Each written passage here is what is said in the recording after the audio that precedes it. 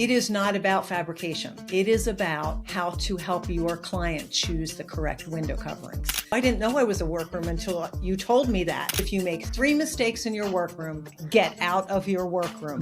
Do something else, which you will make a 4th mistake. If you're not clear on what you want, then you don't know where you're going. By helping other people, we elevate the industry and we make it a better place for everyone who's in it. The first time someone said to me they learned to sew on YouTube, I just was like, you've got to be kidding me. Somebody in our industry should do this. And then one day I figured well, I'm somebody and I can go to YouTube and figure out how to run, do a podcast. I love to hear success stories like yours, where you had a mentor that helped you just explain that, yes, this can be a thing.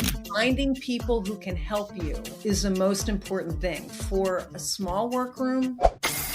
It's time for another episode of Marketing Pains, the podcast about marketing for window treatment and awning companies. Welcome back to Marketing Pains, where we talk with real window treatment professionals, business owners, and service providers about what's working in marketing and what's changing in the industry.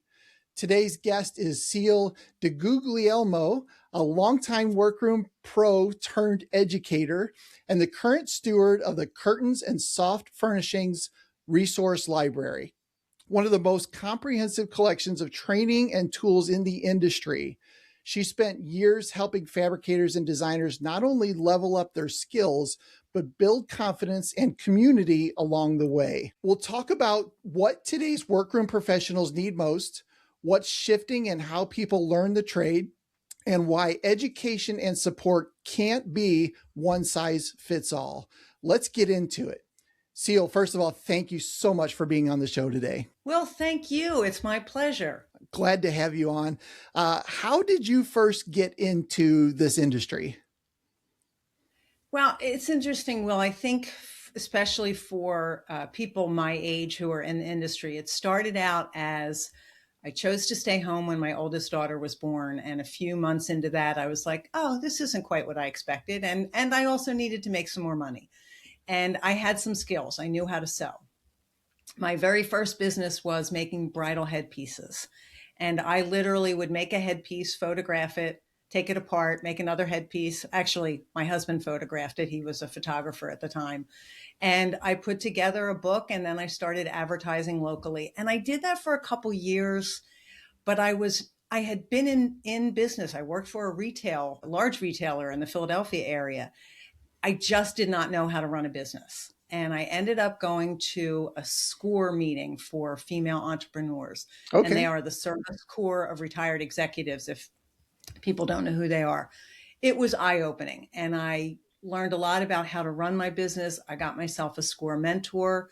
And I met 2 interior designers there who were looking for someone to make soft furnishings and window treatments for them. And it was like the perfect alignment. I was able to work with them. And since they were new, I could say to them, I have no idea how to make that, but I will find out. And I wasn't embarrassed or trying to prove myself. They were new. There were things they didn't know. So It was a great start. And then I sort of I found out about other people in the industry through a conference that was advertised. And I went and I sat down in my first class and it was like, oh, these are my people. Like, this is what I want to be doing. And I realized it was in fact a business, that fabricating window treatments could be a career for me. And it could be something I could work around my family schedule when I needed to and grow it as my family grew. Yeah. I love that you say this could be a business. I remember that as well. Like, oh, I could probably do this. This could be a thing, right? Yes, this could be a thing. Yeah, that's awesome. So you've worked in several corners of the trade now. What experiences shaped that approach?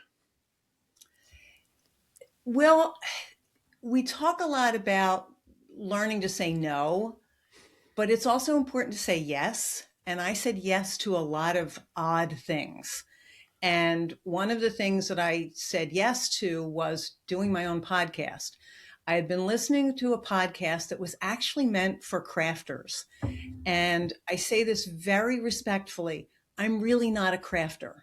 Sure. I need to make something that has a purpose. I mean, I knit and I do some other things, but I never really saw myself as a crafter. And I can't tell you why I used to listen to this podcast, except that the woman who did it did such a brilliant job of asking questions. Her name is Abby Glassenberg. And I kept listening to it and thinking, oh, somebody in our industry should do this. Somebody in our industry should do this. And then one day I figured, like, well, I'm somebody and I can go to YouTube and figure out how to do a podcast. I Yeah, had no idea what I'd gotten myself into. As you well know, there was sure. a whole lot more to it. But I said yes to it. I started to do it.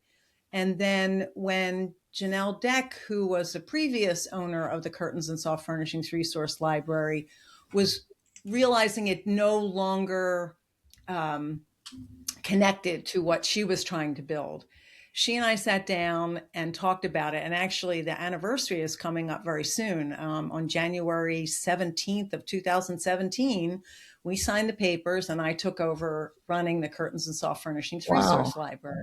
Wow. So again, I said yes, but I didn't quite know everything I was getting myself into. But I had been a member of the library and I understood what having a place to go to and look for information, but also having a community. At that point, Facebook groups were becoming very popular, but sometimes I'd look and there'd be like 3,000 members on a Facebook group. And I had no way of knowing whether they were professionals or whether the questions that were being answered were the best way to do things or the most recognized right way. I know there's no one right way to do everything, but I would get too many answers for things. Inside the library, it's a smaller group. It is professionals. It's people who have been helping other people for years. We have some people who are retired from the business and still continue to come into the library and answer questions and help people. Love So that. I loved what the library stood for. And Yeah. it was a great combination of the podcast and the library. I did not realize that I would have so little time, and I started to cut back on the fabrication. So Oh, in the past, maybe 2 or 3 years, I've cut back to maybe just one or two clients that I work with. And that's more to keep myself in the workroom once in a while than anything else. So the yeah. focus now is on running the library, doing the podcast. And part of the library is also a digital digest, which is a magazine geared towards workrooms. Oh, that's awesome. You mentioned Score earlier on. You've basically built a version of Score specifically for this industry, right? I hadn't thought about that, but yes, based Yeah. on the fact that so many people within the library are seasoned fabricators and willing to answer questions, and the content of the library it's grown over the years. Some of it is recorded webinars from the old Custom Home Furnishings Academy. Some of it is courses that people put together, sold for a little while, and then realized that the content was important, but not as up to date. So they would donate it to the library and also have a great working relationship with the Workroom channel. And a lot of our industry teachers record courses on there.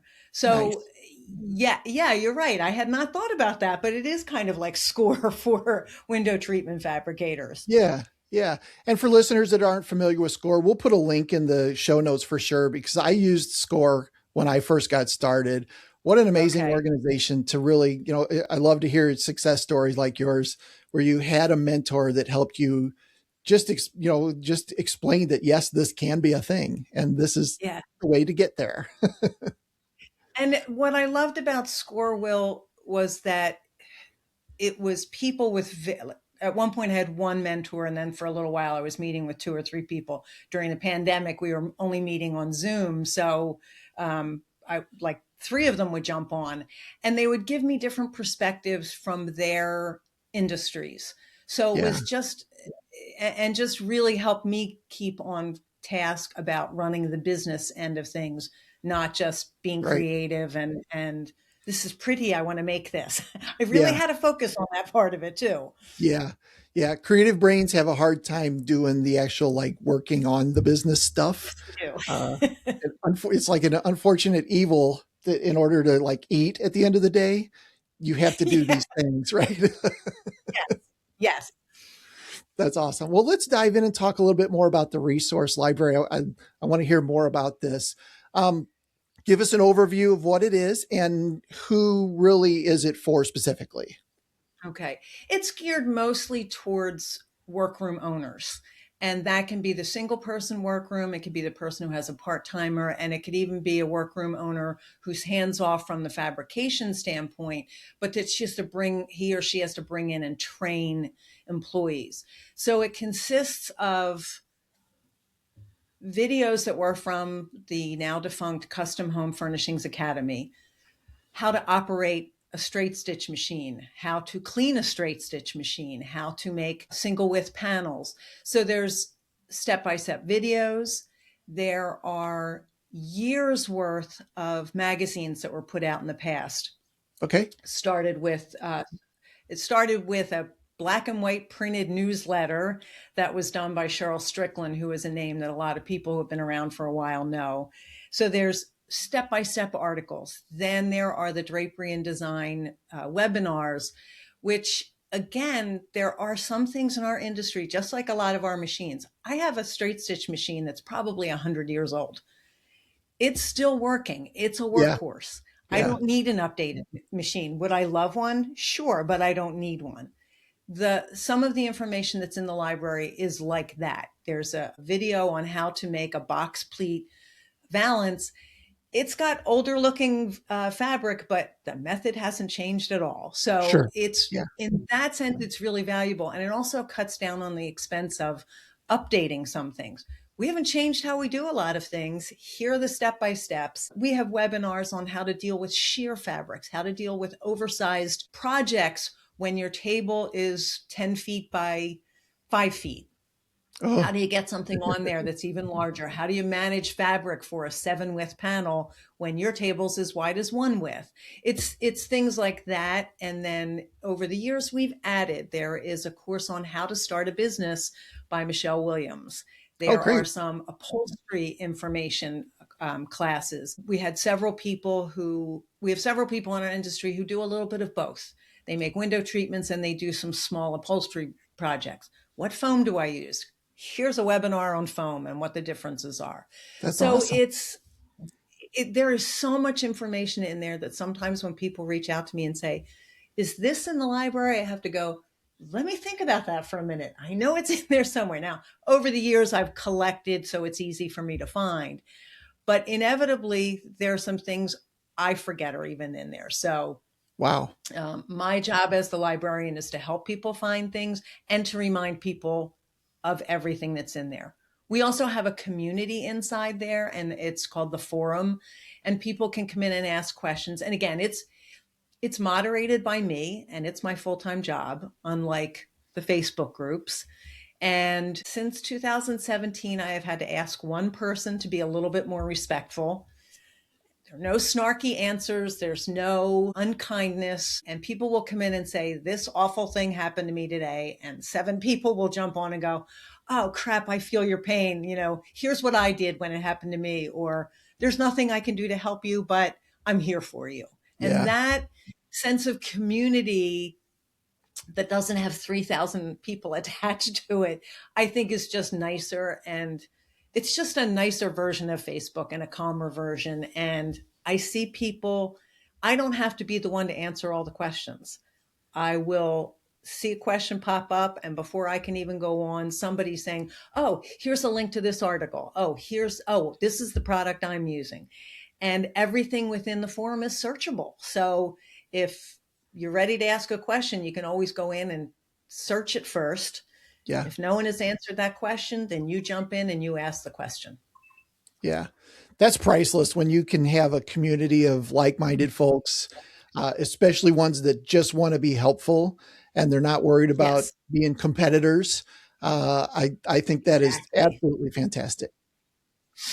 Well, we're geographically diversified, although People will connect with people who are close by to them, but we're really not in competition with one another. There's more than enough work out there for all of us. And there are enough people who are part of the library that believe that by helping other people, we elevate the industry and we make it a better place for everyone who's in it. Right. And we also make the output even better for our clients.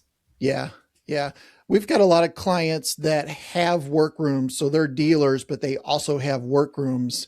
I can see this being a fantastic resource to give to your employees and maybe even say, hey, spend, an hour or two a week in here as part of your training, Right. to help those employees get even better. And I think also, Will, the reason that I talk to workroom owners is if they don't have a training schedule in place, they literally can sit somebody down in front of the how to make window panels, draperies, let them watch it, and then have someone take them to the table and say, okay, here's how we do this here. But then it's not a completely foreign idea. And I think it's a valuable resource. It's also, we do custom window treatments. If you're a small workroom, you rarely do the same thing over and over again. And so to be able to go back, or if you have one employee, just to go back and, or just refresh my memory on this. How do I do this? I Yeah. think that's really a valuable resource for people. Yeah. I'm a huge fan of the Pareto principle, the 80-20 rule. If you can give somebody something that'll get them 80% of the way done very quickly, and then you just solve Yeah. that last 20, absolutely Yeah. fantastic. Yeah. I think that's a good analogy. I like that. Yeah. Yeah. So when people log in to the library, do they typically use the search feature? Are there predetermined courses, folders? How does that piece work? So search is a big part of what people go in and do, but the way we have the library laid out is each of the 3 levels of membership are listed with what you have access to. So it's overall, like, here's where all the magazines are, here's where the older webinars are. For the Pro Plus, which is the highest level of the membership, there's a drop down menu. Here's everything that I have access to. One of the things that we do is a monthly webinar called Circle Time. And we have all kinds of different types of webinars. They're business related, they're fabrication related, we'll do technology, anything that assists our workroom. And a lot of the people who are doing those webinars for me are people within the library community, educators within our industry. I know you interviewed Susan Woodcock. Yeah. She's done webinars for me. She and I collaborate on a second podcast. And a lot of the people who teach at the Custom Workroom Conference also do webinars, and they stay recorded inside the library, so people have access to them all the time. Wow. So it's not quite a roadmap on the front page, but it's a list of everything that people have access to. That's awesome. What makes this one different from some of the other industry groups that are online? I think it's more the sense of community and not being afraid to ask a question that reveals that you don't know something. Even people who have been in this business for a very long time have not made everything there is to make. And sometimes people will ask a question on Facebook. It's like, what's the best window treatment for this window? And sometimes it's not that simple. There are some other questions you need to ask first.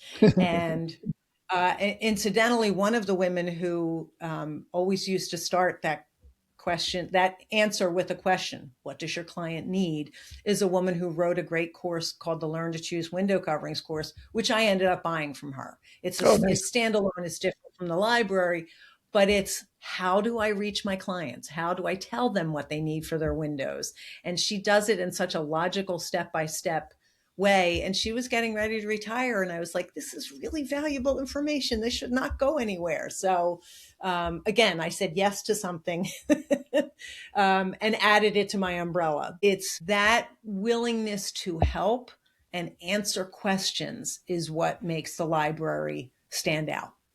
Love that. The community is awesome. Any moments from the community that really help someone stand out?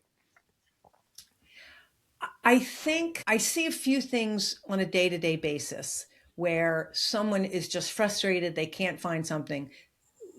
You know how much content is out there now, Will. You could go to 5 different places and get 5 different answers. Sure. And AI is great, but it doesn't have everything we need. Right. And someone will say, I don't know where to find this. And within, 15 minutes, 5 people have come on and said, here's who I buy it from, or here's a great resource for it. Susan and I have been running a workroom accountability and mentoring group with that we hold within the library. And then people also go to the custom workroom conference. And one of our mentees recently left her job to start this full time. And she was able to first announce it in our private forum and then have her other mentees come on and say, yes, you've got this. We're here to support you. So those are really great moments when you can see that where someone has been supported enough that they know they can take the next step and that there's somebody there to help them. Yeah. Feels good, doesn't it? Yeah, it really does. Yeah. Yeah. I love that. What you mentioned the straight stitch machine content is pretty old. What other kind of content do you have in there that even though maybe it's pretty old, it still resonates? Well, I think all of the machine videos are helpful. My very first industrial machine was literally given to me for free, and I had no idea how to actually run it. Neither did the woman who gave it to me. And if I had had someone show me, I would have saved myself a lot of trouble. And now somebody can sit down and watch and go, oh, okay, that's how it's different from my home machine. I can see where I have to add the oil. I can see, an industrial machine is much faster. And it's a workhorse. So that's on there. I probably am not doing myself any favors by referring to it as older content. It doesn't need to be updated. It's there. Sure. It's there for you to look at and learn from. So we've got videos, we've got step-by-steps, and it was so well written in the first place that it just takes people through. And I love that if you have a different learning style, if a step-by-step written instructions don't work for you, there are videos for most of the things that we have on the library. And a lot of them are broken down into small chunks. So it's not going to, it's not a 3-hour video that you have to watch. Yeah. That's great that you have the different learning styles. Not everybody resonates with one. So having the different ways is great. What formats are the most popular today? Video, step-by-step guides, webinar? I think it's interesting. I think the videos are, I can track who goes on and watches things. And sometimes this is your most watched video of the week. I'm like, really? That's the one. I've also started to get people to start sending me videos of how they're doing things that I include in the digest and then we store on the library. And again, those are the things that people look at. They're solutions that people find in their own workroom and think, I need to share this with people so they can try it. And, again, well, they're not highly edited or perfectly lit videos. They're, here I am in my workroom. Here's what I figured out. I'd like to share it with you. And I'll have like 50, 60 people watch it in a week and think, great, now people are learning from that. So yes, I think videos are the most, but when I share, I can take the old magazines and pull out like one section of it that has step-by-steps for how to add a flange on a pillow. And I'll include that in the digest and people will download that PDF so that they have access to it when they need to make it. Yep. So I'd say it's probably a tie between the two. Video is first, maybe, and then step-by-step. We are really hungry for step-by-steps in my part of the industry. Yeah. Yeah. I think most people are visual learners, probably why YouTube's the number 2 search engine, right? I have a bumper sticker on my car that says YouTube mechanic, right? Because I just go there and figure out how to do the wrench thing, right? Yes. So video is fantastic, but at some point we do need okay, I need to get into the details of how this works, and having that as an option Again, great. Different levels of searching, right? Once I found what I want, then I need to dig down to get the step by step to get that done. So great that Right. you offer both of those. What do you think surprises people the most when they first join? I think the volume of information that's available to them. I think that people don't realize how much content has been collected with inside the library. Wow, that's good. That's a good problem to have, right? Yes, yes. All right. I want to talk a little bit about younger, newer pros that are entering into the trade. Love Uh, this. Love it. yeah. So, are newer workroom pros entering differently today than they have in the past? I think very differently. So when I started to interview people who had been doing this for a little while, some were closer in age to me, and a lot of us had a similar story. They were not exact, but it was, I have this skill, I'd like to make some extra money. And it took some of us a very long time to value those skills and to charge appropriately for them. Sure. Yeah. Some of the newer, younger people that I've interviewed are like, listen, I was making six figures in my old job. If I'm not going to make money at this, what's the point of doing it? It would be like, whoa, okay, yes, you're right. But how did you learn that? And please share it with more of us. Yeah. I definitely saw determination and the younger and newer people. And I use those terms together because for a lot of people, it's a second career, but they're not 75 making it a second career, although we have a few of those people. They've been through enough that they know if they're going to commit to this, they want to make sure they're successful at it. But a lot of people also choose it because they can make it balance with the current circumstances of their life. They can be as busy as they want to be, or they can cut back and work fewer hours. So I feel like the most important difference was, or is, with some of the newer, younger people, is that they value their skills more than some of us did 25 years ago. Yeah. So instead of, oh, this could be a thing, it's more like I can make this a thing, right? Yes. Yes, that's exactly right. Yeah. That's awesome. And they come in a lot more educated right off the bat. They kind of have a good, maybe 10,000-foot view of what's going on and what's going to happen before they even commit. Yes. That's A great. lot I of us love that. didn't even know we were workrooms, Will. That's the Sure. difference between my generation of workrooms and the newer ones. Yep. And that was one of the things people said to me when I started the podcast was, "Oh, I didn't know I was a workroom until you told me that." And the newer, younger people coming in are they know they are a workroom, and they know they have skills, and they know they bring value to their clients, whether they're interior designers or retail clients. Yeah. When they come in like that, what do they need the most to get started? It's interesting, Will, because I love technology, but what we do, you really can do with your hands and a needle and thread. I mean, the machines make things happen faster, but we can do everything by hand. I think the most important thing for someone who wants to be fabricating is a table, a gridded, padded table that allows you to work at the right height. Because there is nothing worse than stooping over your dining room table and then having to Oh, yeah. clear it off so that people can eat at it, or getting down on the floor and cutting out material.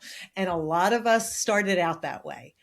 So I think a work table is really important, a dedicated space that you don't have to put things away. And yet, if you don't have those things, I don't think it should stop you from getting started. I think that the third thing is community, is knowing that there are people out there who can direct you where you need to go and answer your questions. Yeah. How has the learning path changed over the years? Well, one of the questions I ask on the podcast is, how did you learn to sew? And I would say for 90% of the people, it was either a grandmother or an aunt or a mother, or it was school. They don't really teach home economics anymore, but for a lot of people, that was the answer. And the first time someone said to me they learned to sew on YouTube, I like just was like, you've got to be kidding me.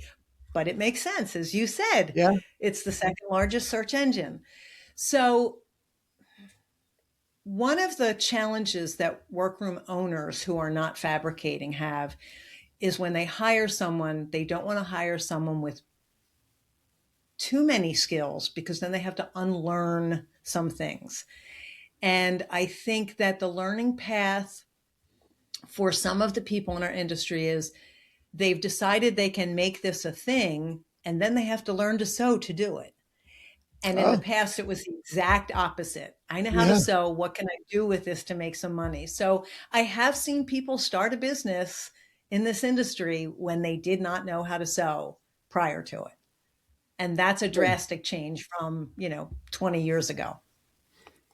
That's really interesting. It's definitely reversed Yes. from what you've seen Not in for the past. So, everyone. yeah. Yeah.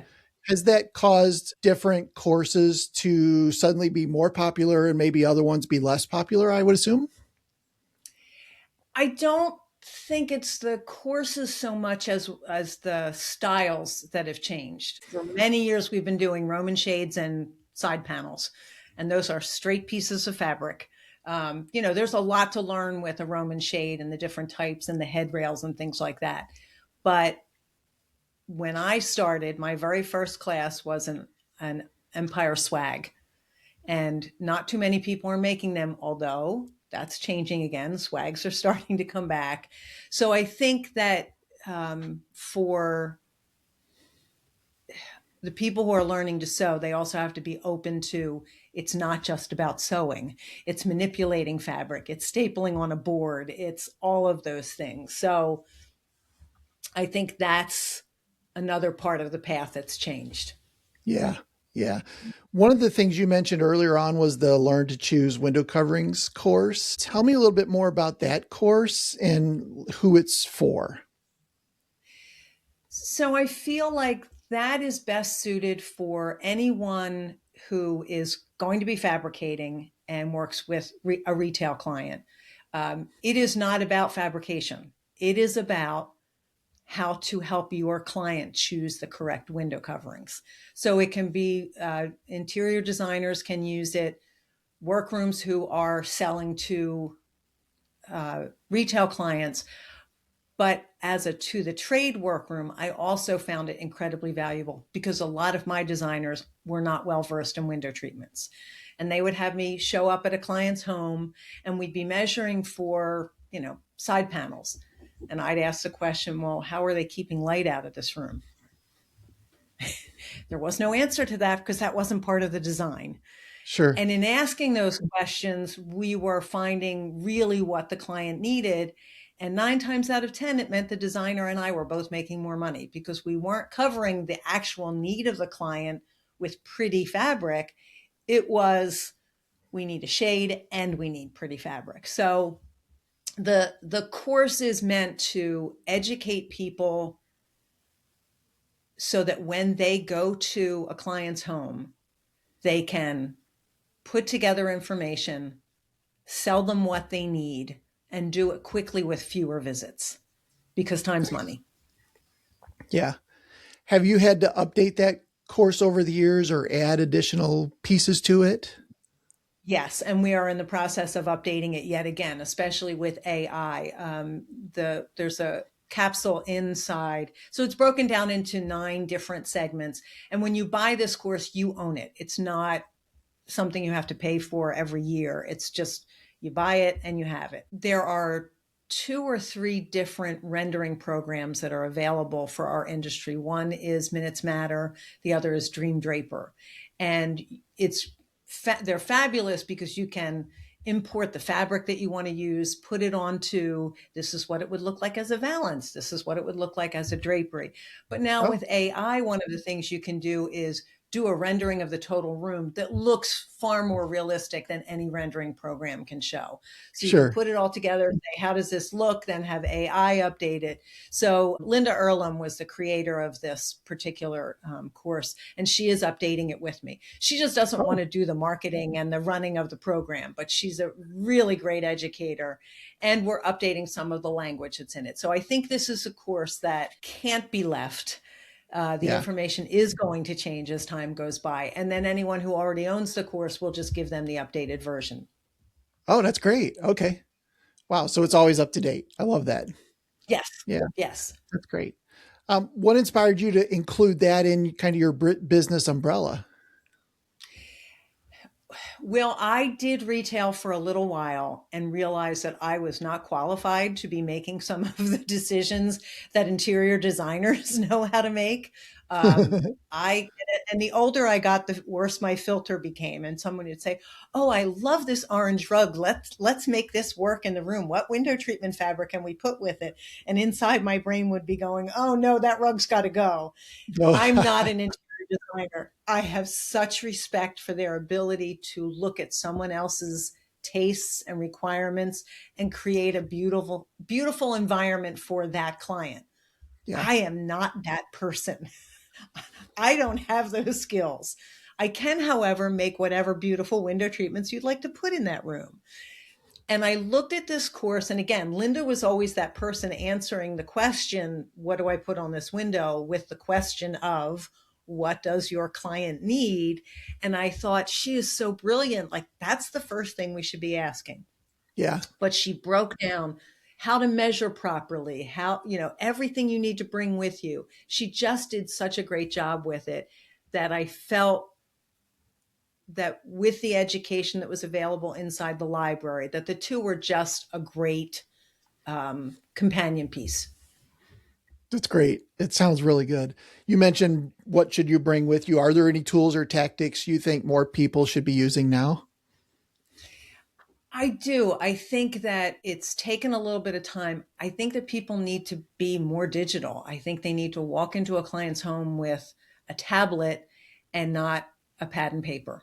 If you like writing because tactically and you learn and remember better, then use a note-taking app and write it on your tablet. I'm a big fan of the iPad. I've taught some iPad courses at the Custom Workroom conference. But I think that if you are trying to keep things in a folder and it's a lot of paper, you're taking more time than you need to work with your clients. I also think that walking in with samples of hardware and samples of fabric that you have pre-selected for your client, because if you walk in with 50 books, they're going to take a really long time to make a decision. If you've narrowed those choices before you ever walk in the door, but you bring things with you, you're going to make the sale faster.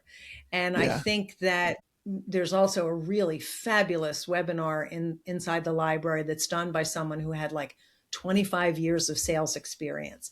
And she has her system down to T. She answers phone messages at a certain time. She has a questionnaire that she sends her clients. Those are all of the things I think that make you more effective. And Yeah. especially for someone who's new and your confidence isn't quite where you want it to be, you take this course, you watch this webinar, and you can walk into your third client's home and it sounds like you know what you're talking about and you're comfortable with the information. And then you can move forward faster. And again, by not going back to their home 2 and 3 times to check on things, by having checklists and doing everything while you're there the first time. Yeah. The customer doesn't know that, right? If you can exude that confidence when you show up on your third ever customer visit, and you got your stuff together, they're going to be like, oh, wow, this is the person we need. Exactly. And I don't think it's that hard anymore to be ready sooner with Yeah. the information that we have available. Along those same lines, if you walk in with a pad of paper and they've got another guy that shows up an hour later with a tablet, that speaks to the customer as well, right? Yeah. And I think, Will, that everything isn't about appearance, but if you look pulled together when you walk in the door, Yeah. if you are not so worried about forgetting something that you are interacting naturally with the client, whether it's a designer or a retail client, those are the things that I think make a difference. And if you're still using a pad and it's working for you, you go for it. But when you walk in and you're not trying to remember, okay, what do I measure first? And what do I do next? And what do I do next? And when you're new, those are things that are harder to remember. So all those checklists and things on a tablet just makes you know that you're going to relax, get everything you need, and you will be able to talk more easily to the client. And you're right. Then the client goes, this is the person I want to work with. Yeah. Yeah. I love that. You've shared some incredible things. I want to jump into kind of like a bonus round, if that'd be okay with you. Okay. And do a little bit more fun questions. One still somewhat industry related. So we'll start there. What helps you stay sharp or inspired outside of the window treatment industry? Outside of the window treatment industry, I love to learn. Will, I read constantly. I love to research different things on YouTube, and just I love to learn. So I think that's probably. And then sometimes I'll learn something. Go, that would be helpful in the industry. So I would say that's it. My love of reading and learning. Okay. Do you do fiction, nonfiction? Yes. Yes to both. I read a lot of business. I read a lot of business books, but I also love to read fiction. And I read everything from historical fiction. I'm not a big romance fan. I love Jeffrey Deaver. I love Jonathan Kellerman. My husband laughs because we'll watch something scary on TV. He says, you read books that are so much worse than what we're watching. But they're just words when I'm reading them. When I'm watching them on TV, that's another story. Yeah, it's coming at you, right? Yeah. What business books have really affected you lately? So I'm actually, it's really not a business book, but Atomic Habits by James Clear. I'm actually rereading that. I love that book. A book I hate, but I have read 3 times is The E-Myth Revisited. I hate it for all the reasons that it's accurate. Yes. That you can't be the technician, the manager, and the entrepreneur and get it all done. Profit First by Mike Michalowicz. Those are all books that have had an impact on me. Those are great. I'm hearing a lot about Atomic Habits because I probably read that, 3 years ago? I don't know when it came out, but quite a while ago. But suddenly it's like back on my radar. And we're actually cleaning out our storage room. It's become a storage room that's like too much storage, and we're cleaning it out. And I saw the book lay in there the other day. I'm like, I guess somebody's telling me I need to go ahead and pay attention to this again. Well, it's interesting because you can see a bookshelf behind me, and I'll admit it, there's a pile of books on the floor because I'm trying to clean it out a little bit too. But I had been listening to a podcast, and James Clear was a guest. And I had been talking with someone about my word of the year. And sometimes I do that and sometimes I don't. And I had chosen align because I wanted to make sure that I didn't say yes to things that don't align with where I want my business to go. And he said something on the podcast that made me change my word of the year. And he talked about having clarity. And of course, the joke was his last name is Clear. Mm-hmm. If you're not clear on what you want, then you don't know where you're going. And I was like, I can't use the word align until I'm clear. So I've chosen clarity as my word for the year, and align will be like my secondary word. But that works. I just listened to him and I thought, it's time to pull that book back out again and reread it. And I'm not a big rereader. There are too many books for me to spend time rereading one, even if I loved it. But I absolutely am enjoying taking the time to read it a second time. Okay. All right. You sold me on it. I'm gonna go downstairs and grab it and get it back. I'm gonna follow up with you and see if you read it. Fair enough. What's a favorite oops moment from your fabricating days? I was making a bedspread for someone and I was serging the seams. And if your listeners do not know what a serger is, it cuts and stitches the edge of the fabric and it gives a really nice finish. So it not only sews a seam, but then overcasts the edge of the seam. And the fabric got caught. And I cut the fabric where I shouldn't have. And I literally had like one of those moments where I ran screaming from my workroom and like, this is going to cost me a fortune and blah, blah, blah, blah, blah. And I went back and I really hadn't caught it at a bad spot. Like it was only an inch or two over and I had allowed myself enough excess that it was not a problem. So I learned a valuable lesson with that one. And that was to maybe not overreact to a mistake the way I did. And there's a woman in our industry who's been an educator for years, Ann Johnson. She had written an article called 3 Strikes and You're Out. And that is if you make three mistakes in your workroom, get out of your workroom.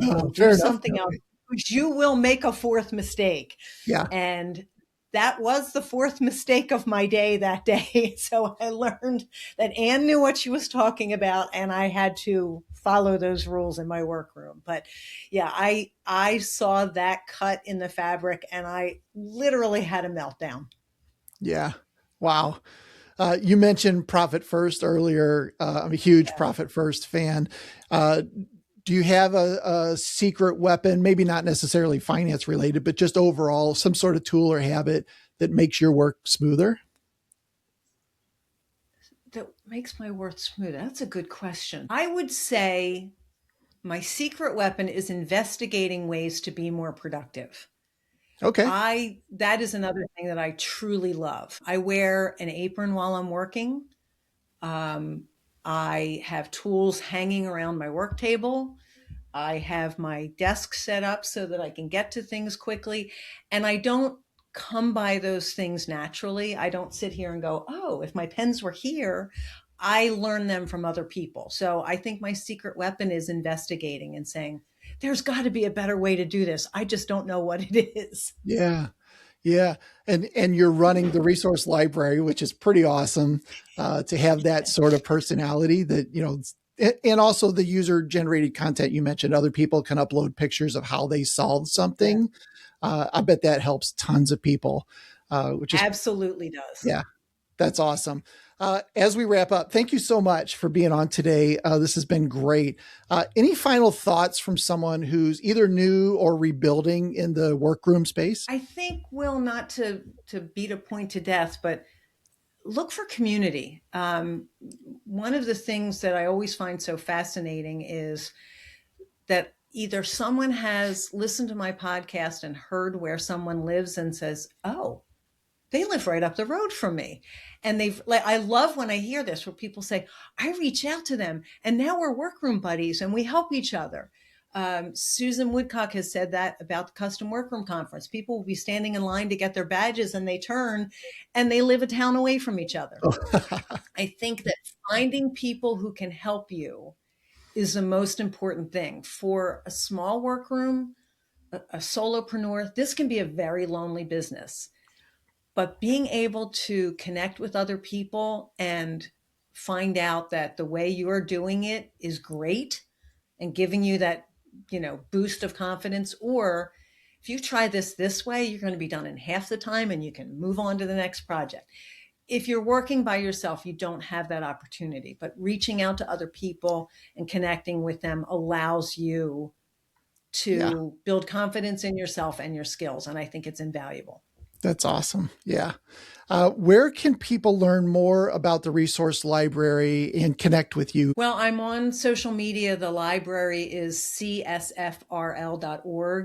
And I have an Instagram account for the library, and the So Much More podcast has a Facebook page, so I can connect with people there. Perfect. We'll also put all the links in the show notes, of course, so that people Awesome. can check it out and get in touch with you if they have other questions. So thank you again. I know I keep saying it, but I really do appreciate you being on this show. Anything else you'd like to share before we finish up? No, Will, this has been a pleasure for me. I said this before we started to record. I'm not used to being on this side of the microphone, so this was a little bit fun for me. A little nerve-wracking, but you made it great, so thank you.